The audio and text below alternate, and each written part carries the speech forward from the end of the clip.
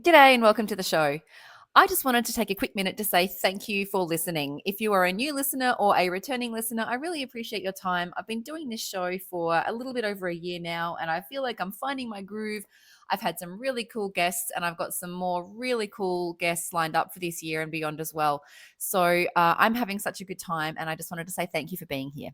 If you aren't already, please follow the show on your chosen platform and leave a review if you're liking the content so far. I have an interview with Alexx Stewart coming up for you from the Low Tox Life. So I hope you enjoy it. Thanks for being here again. Bye. Hello, and welcome to the Building Psychology Potty, where we talk about better buildings to live and breathe in. My name is Jess Kismet, and I'm going to be your host. Today on the show, I'm joined by Alexx Stewart, author, educator, and founder of Low Tox Life. Alexx delivered a rather compelling talk about her own experience with mould illness at the Passive House conference this year in Melbourne, and I invited her on the show then and there. For more than a decade, Alexx has been helping people understand how the products we use, the food we eat, and the spaces that we live in affect our health and well-being. And at last count, has 452 episodes of her own podcast, also named Low Tox Life, for you to listen to. So definitely go check out some of those. But for now, let's get into this chat. Welcome, Alexx. Thank you so much, Jess. I was so moved by how my talk came across at the Passive House conference because I truly believe it is not a unique story. I know, in fact, it's not a unique story. And the fact that a whole bunch of industry professionals are committed to healthier buildings for healthier people and how it's not just about cost and energy efficiency and that kind of side of things. It was just so heartwarming because it just filled me with hope. So it was awesome to meet you there, and I'm stoked to be here. Yeah, you were swarmed after you got off after when we It went was a break. bit, I I know. sat there for a good 20 minutes waiting to talk to you. Sorry. That's fine. Yeah. That's fine.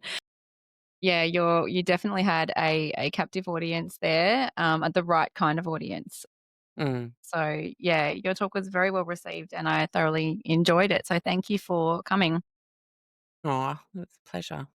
So you talked a lot in that talk about your own experience with mold illness, which was long, exhausting, and at Mm. times very isolating. So could you take us back to the beginning and tell us a bit about the early signs of mold Mm. illness in yourself and your family, and then how you navigated the maze of trial and error and misdiagnosis? Gosh. I mean, how far back do we go? Because retrospect is such a teacher. And I think if I look at my childhood, if I look at stories that my parents have then filled the gaps in on later, dad will tell you the story of my teenage bedroom and the steel frame single windows and wiping mold off them in the summer months. And I lived in that room. You know, every teenager lives in their tiny bedroom and spends a lot of time in there. And in the 80s and 90s, you'd lock yourself in, you'd listen to music, just it was so lo fi and innocent and lovely. But that was the reality. And I had tons of issues. I had migraines, I had weight fluctuation issues. My face was always super puffy, and I could tell and I could feel it. And I would do the same things as my friends, but I wouldn't act or be the same as my friends. I didn't have the energy my friends had. I had shortness of breath often, which eventually we linked to sulfites as well. But living in a moldy environment sure doesn't help. And so you could go back quite far. But more into my adult life, what's really interesting to me and what speaks to the bigger problem we have with the building industry, certainly in my town of Sydney, that has a shed ton of negative geared properties, investment properties, is over this last kind of 25 years, I have been a renter in Sydney. For the first half of that, it was because we were saving for a deposit. For the second half of that, it was because the deposit was gone due to health problems. And we've now ended up in a rental loop. And over that 25 years, I have personally seen the degradation of the quality of housing stock in Sydney. And if you want to talk about first symptoms looking back, I'd say it would be I became extremely overweight and inflamed in a subfloor terrace house, one bedroom, and that was in my early 20s. I then moved out and went and lived in a very healthy home, just instantly lost 20 kilos, got into shape, felt fantastic. Like, all things seemed to fall into place. Now, I knew nothing about the environment and how it could impact you, or that mold toxins can be microestrogenic. Like, I knew none of that stuff back then. All I thought was, finally, what I'm doing to put the work in is working. And this is why I have so much compassion for people who might have trouble getting healthy and might know that they're carrying extra weight and that's contributing to other health issues or brain fog, or all the other things that we know being overweight can contribute to. And this is not fat shaming either. Like, I think I have a couple of mates who are on the larger size. They're as healthy as, but for me, I knew at a certain above weight, I felt unwell, and that was me. And I knew also in retrospect that you could literally plot it out on a graph against houses. And so that's my first retrospective signs. My second was when we had my son. There was a leak between the master and the main bathroom, and the landlord didn't want to fix it. And he just said, you guys can leave anytime. It's too big a thing. I can't afford it. So we won't charge break lease. Just start looking and we'll call it a day. How generous. But I remember that was the house where I needed to start using earplugs to sleep.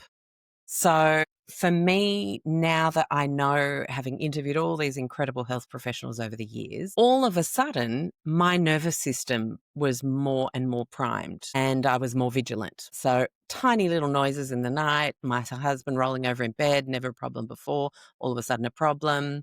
I was not a hypervigilant person, I can tell you that. And it absolutely marries with certain neurotoxins, like the mycotoxins that come from Chitomium species, for example, with the implication on the nervous system and twitching, tremor. But of course, hypervigilant comes with all that. So needed the earplugs. Then I was just a bit more jumpy, a bit more anxious.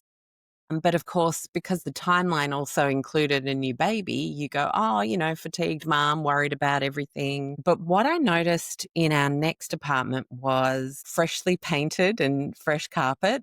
How exciting, how generous. Once again, no, just a cover up job for a, what do you call it? The slab that was never properly sealed, waterproofed.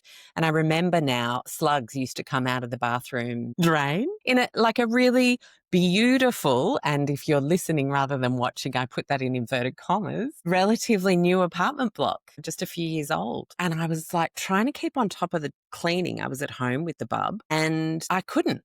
Mold would just always grow on the walls everywhere. It was crazy until the point where our couch got green. But if the physical symptom was actually noticing when I was reading books to Seb, I would need to take these deep extra breaths. Like, it was like really hard to not be super wound up. Just doing something as simple as reading a book, like the effort would be like threefold. It was as if I was running a marathon. So everything started to feel like a much bigger effort than it actually was. And my sleep started to get more and more light. Weight started to stack on. And I think then we moved from there to a place that again was freshly carpeted and painted, but we were assured that these were really good owners. Because the last guy screamed at me in front of my baby, who was 18 months old at the time, for not being good enough at cleaning. Yeah, our couches went green. I really don't think that's my problem, that I'm not staying on top of things. Shocker. And so the interesting thing is, as I look back, it kind of sounds like an abuse story, some of these interactions with landlords and agents. And I completely understand how you end up just being a bit kind of submissive, because if you think about a nervous system and going like from fight, flight, freeze to fawn, I think I was just in fawn. I was like, okay, I can't handle, because I couldn't actually handle the energy of that interaction, let alone fight it. And so we would just keep moving on. And unfortunately, the place where we landed and stayed for 7 years was the worst. We had a huge storm soon after moving in, wall water, kind of inside bedrooms kind of stuff. Yeah. And this landlord replaced the whole roof and sent a tradie in to repaint everything. And we thought, oh my gosh, amazing. Remembering I know nothing about healthy buildings at this point in time still.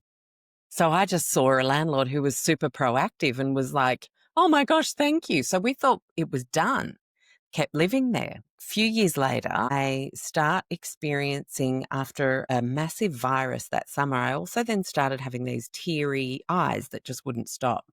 And I was doing a lot of public speaking at the time, and literally just be wiping my eyes. They just wouldn't stop. One of my tear ducts was completely blocked, I found out. And the only solution was surgery. But what was interesting, and again, I'm telling you these details because I know someone will be out there going, my God, that's relevant. My God, that's me. Oh my God, I didn't know that was related. I went overseas to my cousin's wedding. My mum's from Mauritius, bit of a birth lottery there. We head off, great time and celebrate as a family. And I noticed over there, my eye stopped tearing.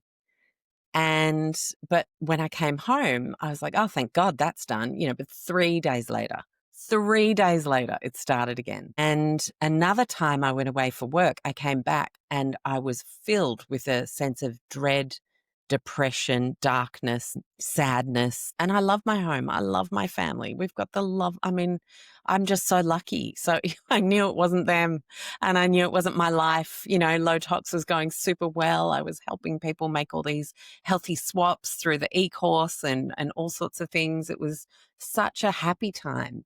And yet just could not seem to get on top of these random things that would come up.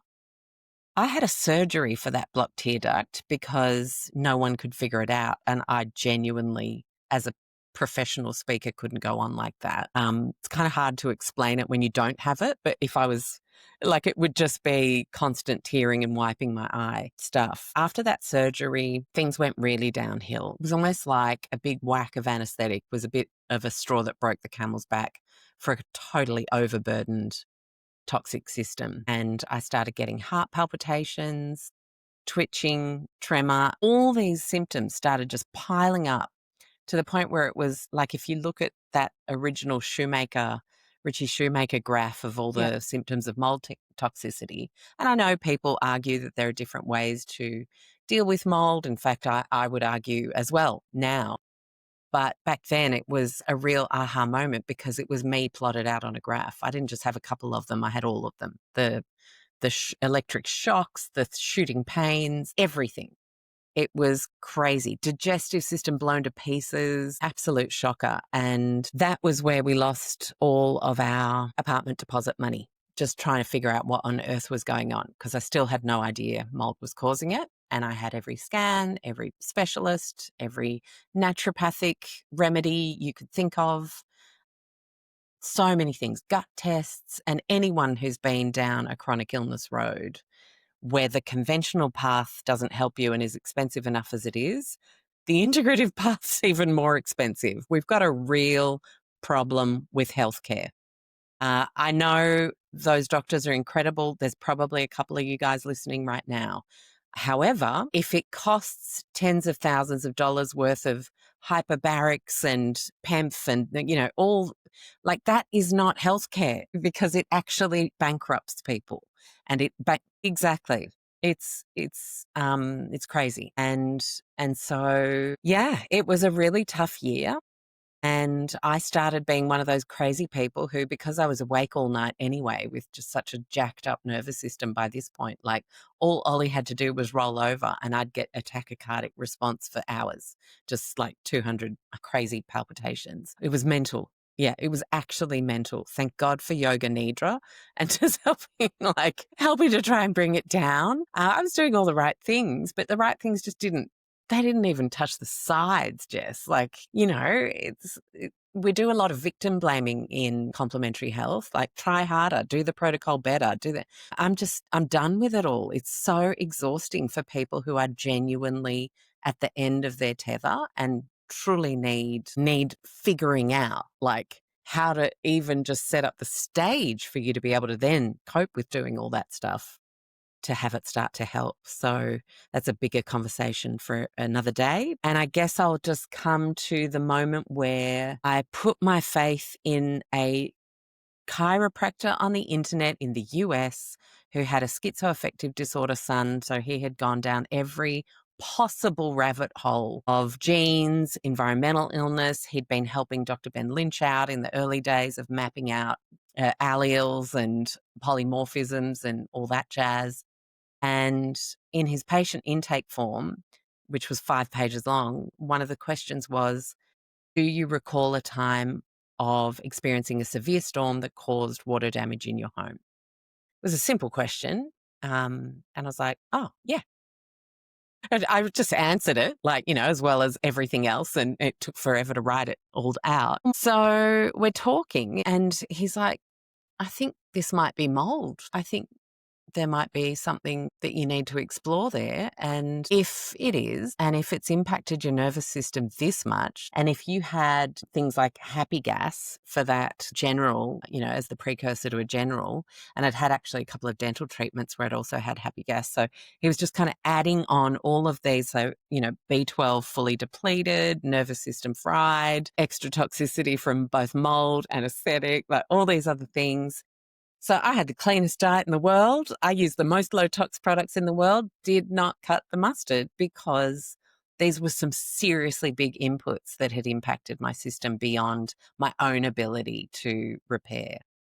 And so he put me on super high strength B12, charcoal before bed every night, and high strength ubiquinol and SPMs, so pro-resolving mediators. It's basically the fish oil before you have to convert the EPA DHA to do what it does in the body. It's like straight to the good stuff.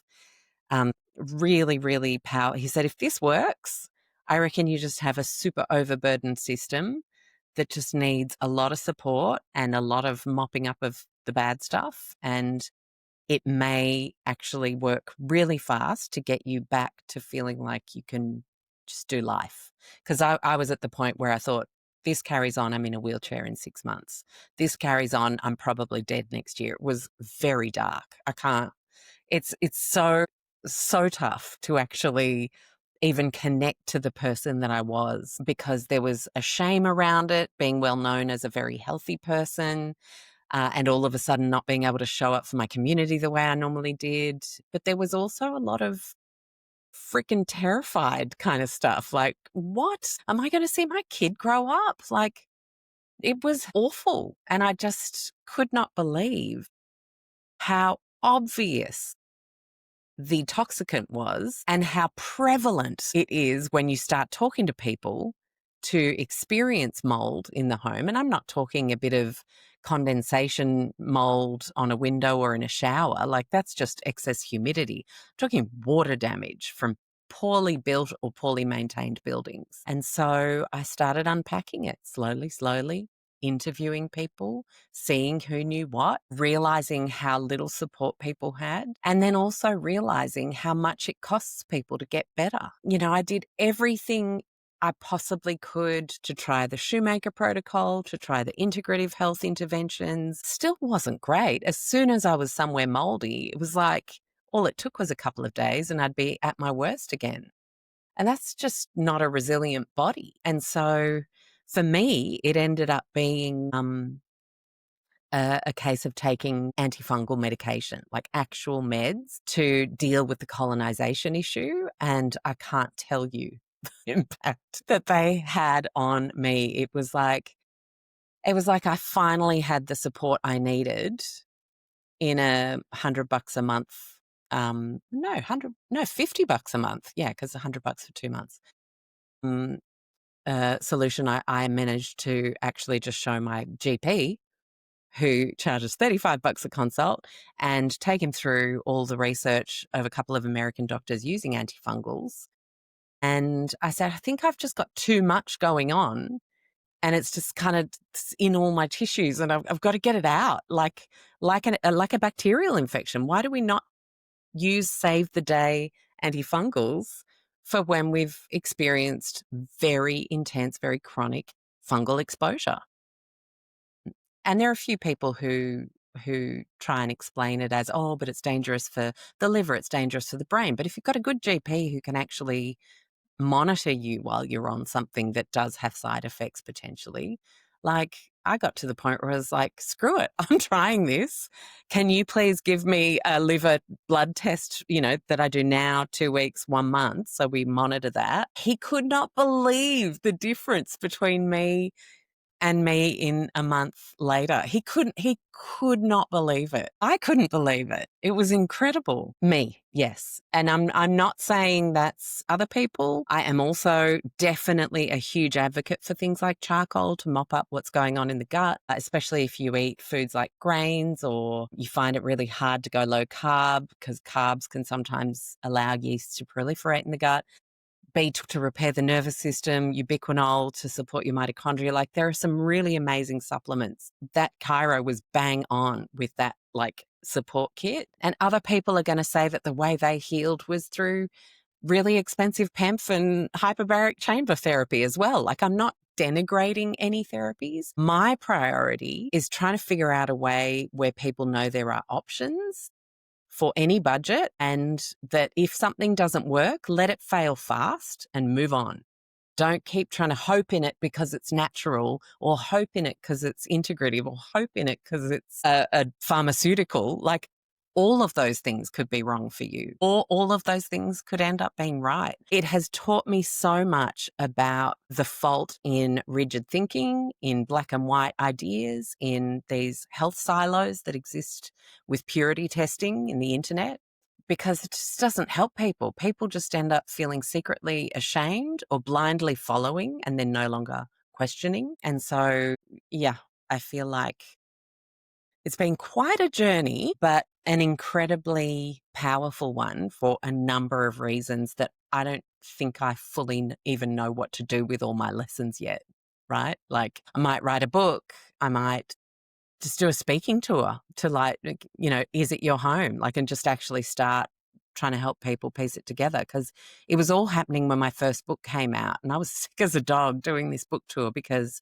you get your kid to get through school. Like, it's incredible what parents can muster while when you have to do stuff for your kids. And my husband had just started a business and it wasn't doing so well at the start. So I was it. And I remember starting to speak about it, what I had found so far, and then people hugging me, just crying, saying, I think you've saved my life. I had no idea that it could be my home. Like, I can't tell you the stories that have transpired since, Jess. It's been, my God, there are thousands and thousands of people who are suffering from things that I have just shared, who either know and finally are getting the help they need, know and they own the house and they've got a mortgage they can't afford as it is, so they can't afford the remediation, or who know and they're not experiencing any justice in the rental system, or who know and their parents or their partner doesn't believe them and they feel like, I've seen people admitted to asylums for professing that it's their home that's driving them crazy. But we have papers on the psychiatric implications of some of these mycotoxins. So it's like, what? We literally have science to explain it, and we're putting people away? It's awful. I mean, the broad range of things I've heard, I wouldn't have believed it unless I'd gone through it myself, which is why we should always be open and compassionate. Yeah. So many barriers to actually getting answers. Yeah. And the overwhelm of going through the whole health and home remediation process in itself is so overwhelming with So all of this. daunting. And then the amount of cowboy scenarios that, like, fix your mold problem out there because it's completely unregulated.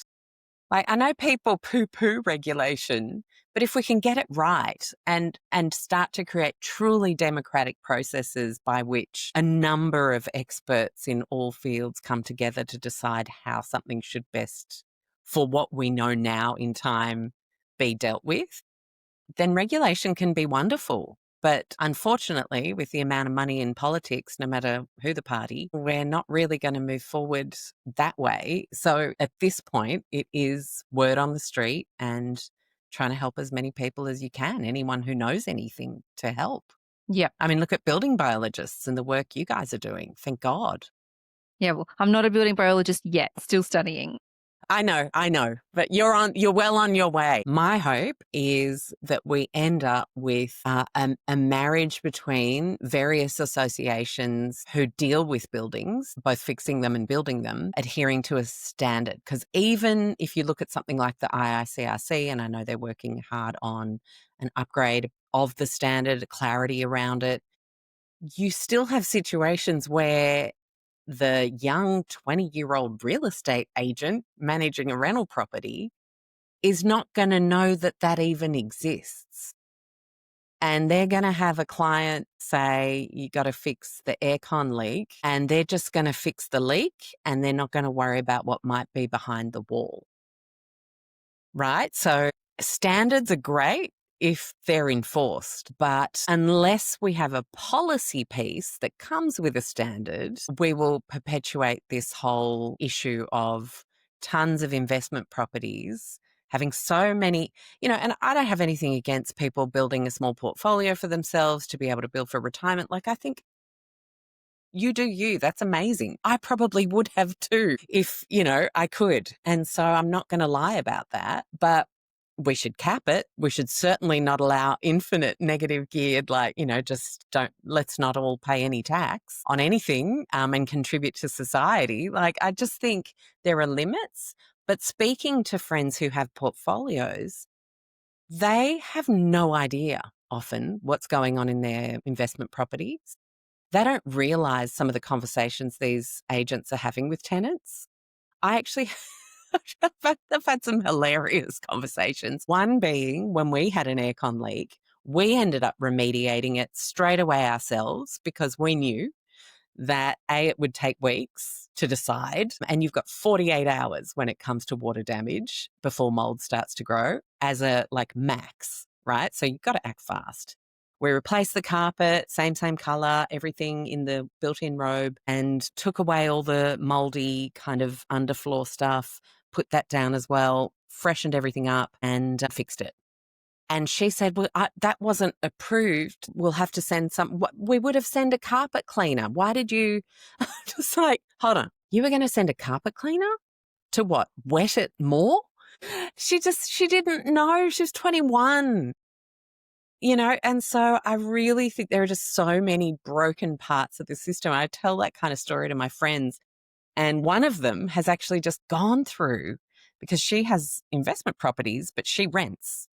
And she's just gone through a water damage thing. It was asking me a whole bunch of advice and couldn't believe how hard it was to get the right kind of repair done with the landlord. And I'm like, this is what your tenants are going through. You don't get told about it because your agents want to keep your business, and keeping your business involves hardly ever contacting you. It's time for a quick sponsor shout out. Today's episode of the Building Sciology Poddy is proudly brought to you by our amazing sponsors, Enduro Builders and ClimaSure.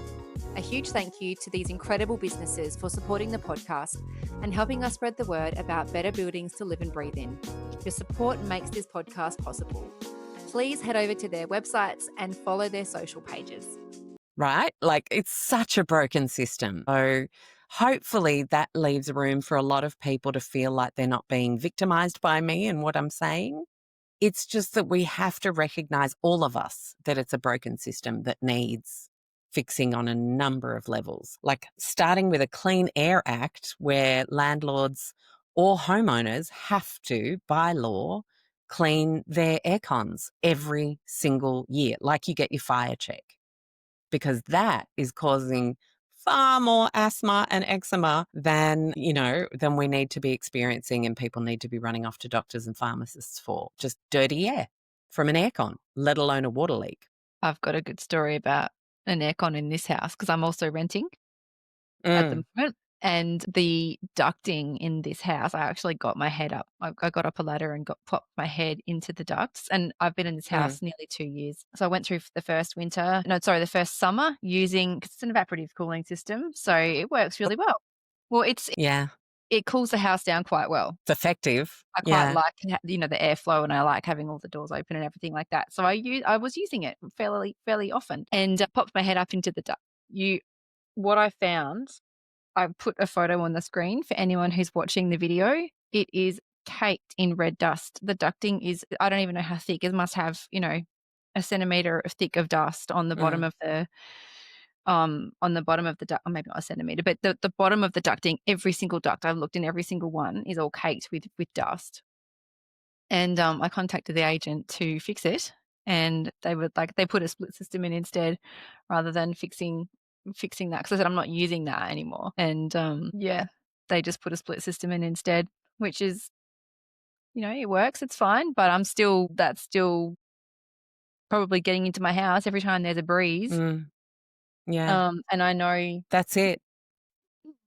I've had Ugh. funny I feel like I cough and clear my throat a lot as it is, and Mm, my lungs in this house have felt every night I go lay down, said to my partner, "My lungs feel raspy, and I don't know why." Like, mm. I feel like I have, like, a smoker's cough, and I'm not a smoker, I never have been, and I Yeah, don't know it's what is usually causing this. Clostridium from, aircon. Is it Clostridium? Is that I think that's what the species is. Very common in aircons. And thank God where you live is drier, Jess. Yeah, So put ducting, old ducting that doesn't get serviced in a humid place like Darwin or Sydney, I mean, just disaster. Like such a disaster for people's health, and people are coughing and raspy, have skin issues. So this is where it's really powerful when you can actually join the dots. Because if enough people do, then we have a chance at policy. Because, like, imagine being a politician and making it super easy for them to get re-elected by letting them know that your entire constituency is not gonna, unless you put some policy in place around new buildings yeah, and building maintenance. And can I just emphasize, these homes, as you would have seen in my talk, were not like fall aparty, super old homes. Some of them were stunning. One of them, we would have thought, "Oh my gosh, this is like a Vogue living place." It was that one where we thought just a couple of years ago when we moved 7 times in a year, I just thought, "You've got the point. Like, let's yeah, just get to the point where I'm super sick and we've figured out it's mold." I don't need to tell you about all the crap that happened after that as I really started to unpack the problem with housing. But, I think we often think, "Oh, if it's expensive or new, then it's going to be fine." We have not found that to be the case. In fact, the healthiest home I've lived in the last decade was actually the very first apartment building in Potts Point ever built in inner Sydney. 1910 it was built. And my gosh, we were healthy in there. It was incredible. They ended up knocking it down to build a palace for a super rich dude. But yeah, and it just taught me so much. It was not the lightest, brightest place, but it was the kind of place that every time it rained, even if you had all the windows open, it would never bat on the side of the building. They had eaves everywhere around this apartment building and balconies off all the windows and doors so that you just had nothing hitting the building. So it yeah, would dry out really quickly. yeah, it doesn't matter how many millions of dollars you spend on your house, water can still get to Mm-mm. it. Mm, sure can. It is often surprising to people that indoor air quality can be worse than outdoor air quality, even within polluted Mm. cities. So, from your perspective, what are the hidden contributors inside our homes, and what are some of the achievable steps that families can take to shift that needle a little bit?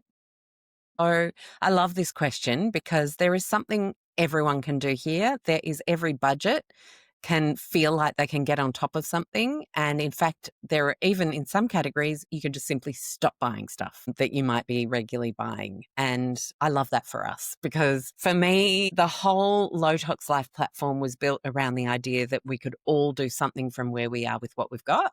And it's not this exclusive club and it doesn't have to be done perfectly and everyone's got different priorities. And so we end up with people learning all this stuff and then going and living off grid in a tiny home. But then we've got other people that end up just doing city life better for their family and everything in between. And I just love that because there should be space for everybody to do life the way it makes sense for you to do it and to just do it better for you and better for the planet. Like, it's not dogmatic at all. And so, in this category, if we think about inside our homes, just sticking with mold for a little minute, this one is a bit exy because it does involve buying an appliance, but it will possibly be, especially if you live somewhere with a lot of people in your home, so a lot of human humidity from cooking or baths and showers and that kind of stuff, of breathing, there's that. But if you live in a humid climate, so coastally, anyone on the East Coast needs one of these or more. Unfortunately, it's just a fact. You need to control your humidity. Or if you live somewhere with big bouts of rain that you need to get on top of, because like those, with climate change, we have not necessarily more rainfall, but we have a greater amount of rainfall in shorter periods of time, causing these rain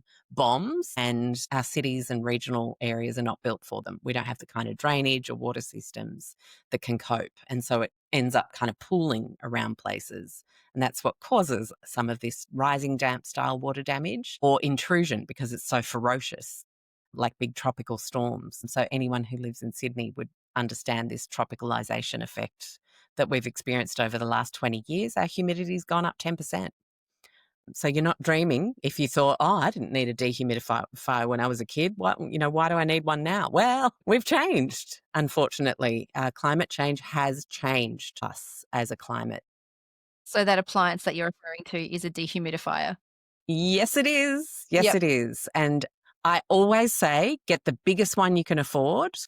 By biggest, I mean, like they say things like 8 litre, 10 litre, 12 litre, 16, 20, 25, 30, 35, 40, 45. Get the biggest one you can afford, because the motor is what changes in those litres it can extract per day.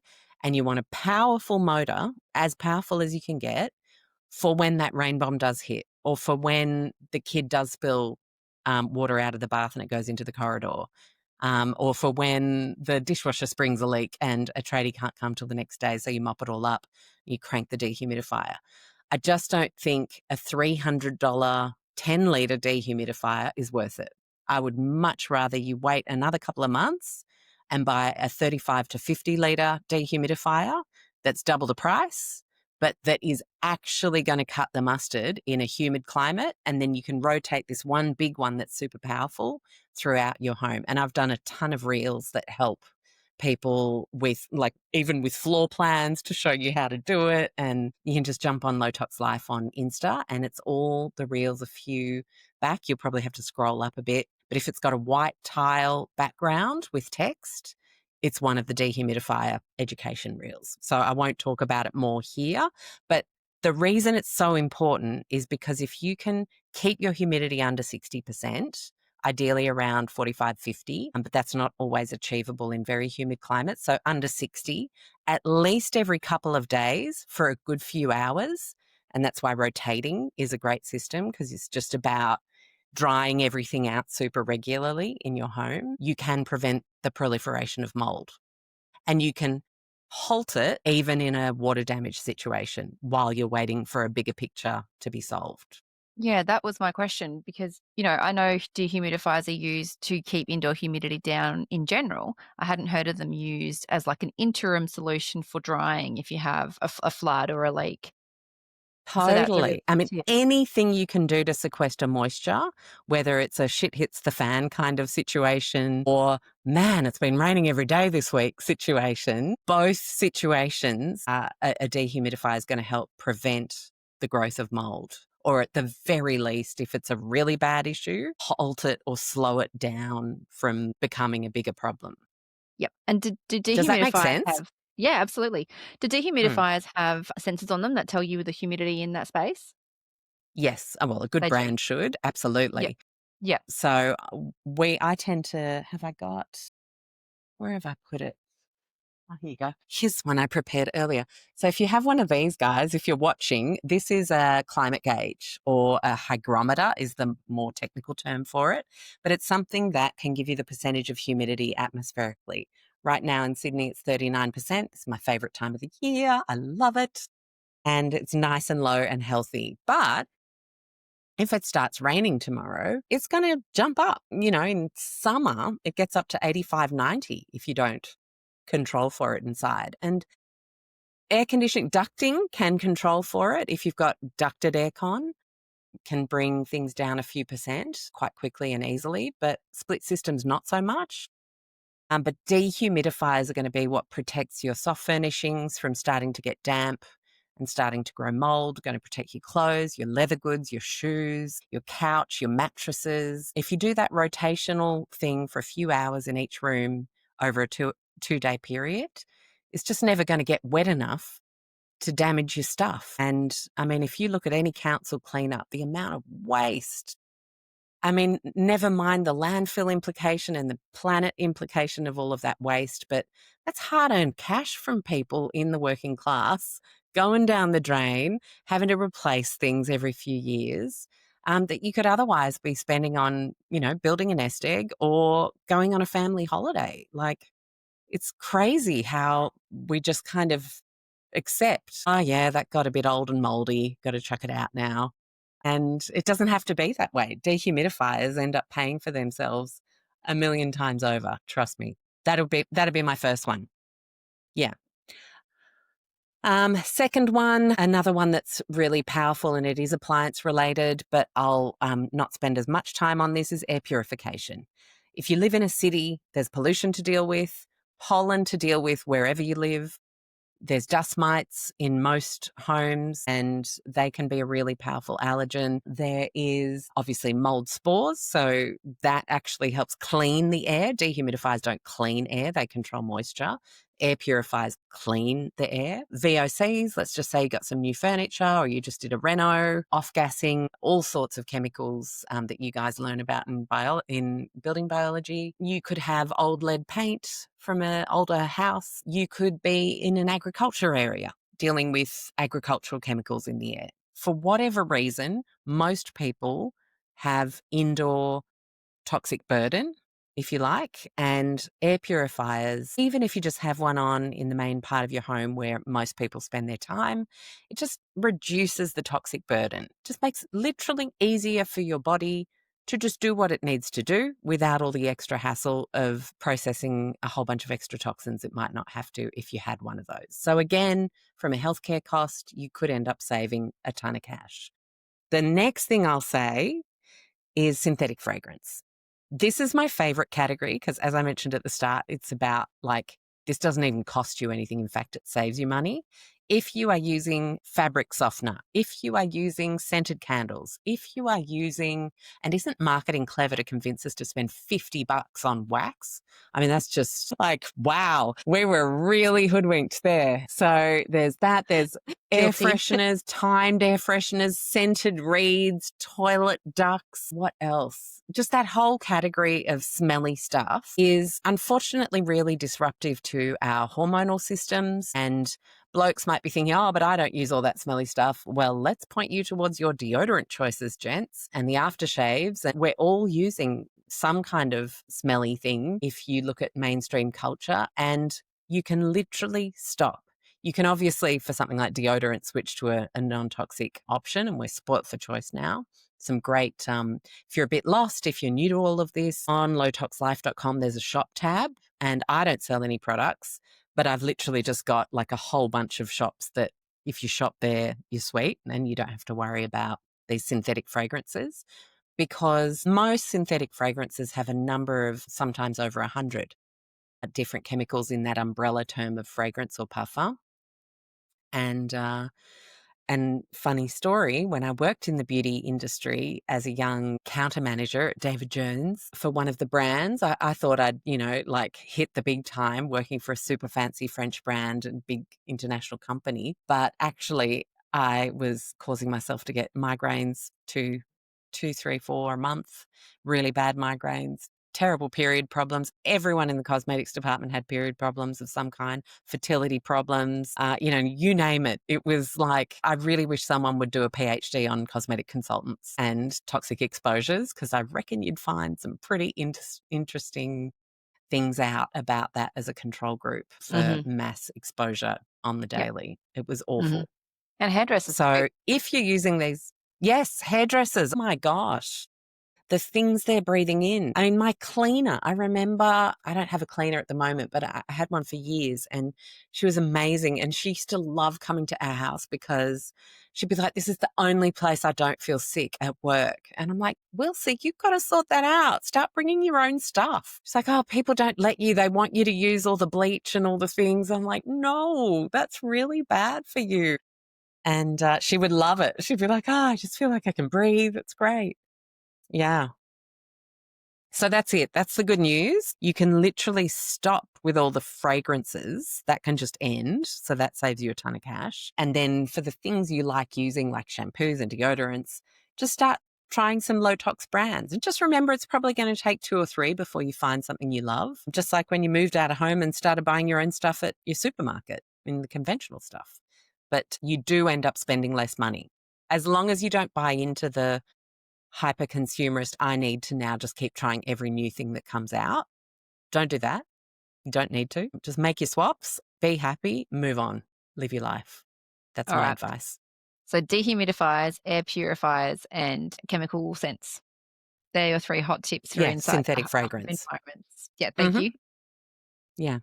What do I You're call them? welcome. Scents, synthetic Chemical fragrance. scents. The only reason I don't like the word chemical is the low tox version is still full of chemicals as well. Like chemicals aren't bad. And so that's why like chemical free, I don't love as a term because nothing is. Like, you know, our water, this t-shirt is made up of chemicals, even though it's organic, got certified cotton, you know, so I just like people to say synthetic versus like the man-made versions. Yep. Okay, Mm. sure. Thank you. All right. We've got a few questions to get through, so we are going to do rapid fire. So, mold and dampness are frequently dismissed as purely cosmetic, a stain on the wall or a bit of a musty smell. How do you explain to families that this is actually a real health issue? How do you find you can communicate that message so it resonates with them and they take it seriously? Mm. First question, how do you feel? Do you feel well? Quite often people say, oh, yeah, I'm fine. They say, has anyone got any eczema, tummy issues, coughs that kind of linger around? Oh, yeah, yeah. You're like, okay. So sometimes it's just being curious about actually how you are versus the I'm fine, which we just usually default to. And then helping them join the dots. The thing though is I do want people to make a distinction between mold that will invariably grow on a wall or tile in the shower space or bathroom space if you're not dehumidifying regularly. And that does not tend to be a dangerous situation because it's actually just caused by excess humidity. So once you clean that with your detergent and wipe it away and throw away the kitchen towel that you removed it with, you always remove, don't kill. So don't use bleach and things like that. Just detergent's nice and sticky, so it takes it off really well. And then you move on. Then dehumidify. Start your rotational plan. Start putting your dehumidifier in the bathrooms every time the family's done with their showers for the day and get it bone dry. You'll never have a mold problem in there again, unless you have a leak, of course. But most problems in those parts, laundries are the same, are excess humidity. So don't panic if you see a bit of mold on your wall. Do be concerned if you see it coming through your wall, through bubbling paint or a sense of staining through a wall, like you can see it near a skirting board or a ceiling, tea staining on a ceiling. Like that's when you need to act quickly. And again, most people will, because I often deal with the naysayer partner as the main object, like the main kind of block between actually getting something done. Sometimes it's a wife, by the way. It's not all men. It's just whoever got sick first tends to be the home warrior who's asking the questions. And to them, I always say, especially if you own, it's a very easy sell. Do you want your house to continue to grow in value over time? I don't know a homeowner that doesn't. If you do, the money it will cost to just remortgage a little bit, 10, 20 grand, whatever it is, 'cause remediation is expensive, that will be made back very quickly because you're maintaining a healthy home. And you're not going to have a building report that comes out when you sell it in 10 years where they've found a big issue and they negotiate a price down for 100 grand less because of the work they're going to have to do because you didn't do the work for 20 grand. So you do the math And it's starting to, so if you own your home and you have money in a mortgage that you can draw on, like that is so powerful to actually link it to health concerns and rising healthcare costs and to the value of the property decreasing over time instead of increasing, which is Yep. what it should. So the back Yeah. pocket, hit the back pocket. Hit the back pocket. Like Yep. no one wants to depreciate their asset Mm. Mhm. and no one Alright. wants sick kids. So No. it's No usually a thanks. pretty easy sell once you map it out. Okay. A quick question about you said, not to worry about mold from excess humidity and more to be concerned about bulk water leaks and mold from bulk water. Mm, You know, we talk a lot about condensation in the building science mm, industry because there's warm, humid air being sort of trapped mm. inside more airtight homes and they're coming into contact with cold surfaces, whether it's steel framing or whether it's aluminium framed windows, et cetera, et cetera. Yeah. So, yeah, it is a major concern. Absolutely. And this is where building biologists can be really helpful in helping you assess what the situation is in this building and investigate properly what's causing it, what you need to do to get on top of it. What I know is that if it is simply an indoor humidity situation, even with condensation, but a girlfriend who's just moved in a few doors down into quite a new build that I know for a fact was unfortunately not built well, but she'll have a good couple of years in there before problems show. I mean, yeah, anyway, we adapt and survive to the conditions we're in. Anyway, but I said to her, if you are on top of this from the get-go and you don't allow that condensation to form by really proactive dehumidification, you're going to be fine because she will, because it's not allowed to grow, because it's not, you know? So it can be a super powerful workaround while we deal with this bigger issue at a much higher level on how we are allowing buildings to be built like this in the first place and what is happening to these buildings and how we're then dealing with that once the issues that invariably were always going to come up because of the way it was built do and you start having building problems. So I think we've always got to give people, I talked about this at the conference, you've got to have a lot of people much higher up who work on boards of building associations and everything with like, yeah, but I'm like, yeah, but people need help today. Like dehumidifiers are very helpful right now today for everyone. And so that's something we can all feel empowered around while we all try and understand better what's causing all of these massive issues and then band together slowly over time. It's a big project. It's huge. So I would never wait to get it right at the macro level and ignore the micro things we can all do from today to manage humidity. You know, I just think like everyone needs help now. We can't wait until our prime minister or president one day turns around and goes, everything will be built passive house. Like that's never going to happen. No. So we actually have to, yeah. I think in your climate where you regularly get, you know, high levels of humidity, that dehumidifier is really the best option because opening up your doors and windows Mm, just introduces in those really hot, stinky months, just introduces more humid air inside your building envelope. Whereas where I live in South yeah, Australia, we encourage people to, you know, if they end up with a building envelope that's too airtight, I tell them to buy like one of those monitors that you have there. I have a couple in my home. Monitor their mm, indoor humidity, open up windows if they need to. That's the easiest, quickest, cheapest way is just to monitor the totally. humidity inside their home and then open up their windows if they need to get that down. And then, of course, we also can suggest the mechanical ventilation route, which is like opening a window but Mm. using mechanical means. Decentralized systems can work really well. Those dehums, are they noisy? And the air purifiers? Air purifiers are really quiet. I've got two different brands and both of them just sort of very light. Like I've got one on now. I never turned it off for podcasting, never had an issue. If I crank it to do an air clean, like where it scrubs, the big one does make a bit of noise, but it's literally for 30 seconds. So no problems there. Dehumidifiers, yes. And they are warm air. And that is why I always say put it on where you are not. Mm-hmm. And so if you're, So they emit I warm air, do probably they? shouldn't go into it. Yeah, yeah. Yeah, Yeah. okay. So So warm they air. increase the heat load inside the home? Yeah. And so Yeah. people go, oh, I don't want it to be hotter, like it's summer. And I'm like, just don't be where it is. Is that because warm air holds more moisture, so it's actually heating the air? Just purely by heating the air, the humidity will drop, Mm-hmm. the relative humidity in the air. It's sucking moisture at the same time as expelling dry, hot air from its motor, basically. Okay, And so so that expelling the hot air is just keeping the motor cool. it's more of a It's like it's a byproduct, yeah, yeah, rather okay. than Yeah, yeah. Yeah. mm. Makes sense. Makes sense. Um, yeah, and so of course you don't want to be in the same room as it, but when we're sleeping, it's on out here overnight in the summer in the living, dining, kitchen. And when we're out here, that's when I rotate it half a day in each bedroom.